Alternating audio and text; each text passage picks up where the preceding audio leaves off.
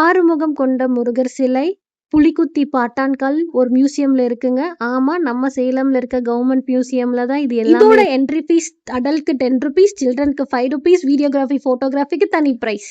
உள்ள என்டர் ஆனோடனே 2 சைடு 2 பீரங்கி நம்மள வரவேற்கும். இந்த மியூசியம் புதுசா கட்டப்பட்டிருக்கு.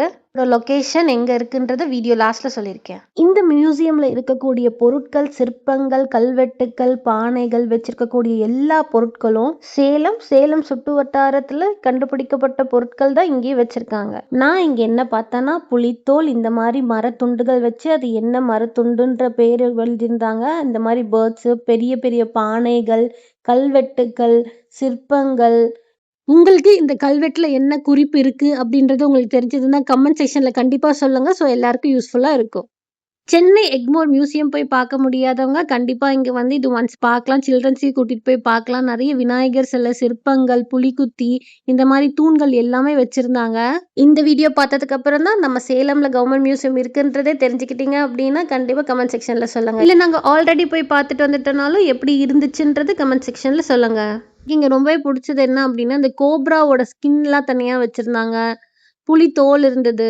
அதுக்கப்புறம் பார்த்தீங்கன்னா, அந்த கோப்ராலே ஒயிட் கோப்ரா, கிங் கோப்ரா அந்த மாதிரி டிஃப்ரெண்ட்டா வச்சிருந்தாங்க. ரொம்பவே நல்லா இருந்தது.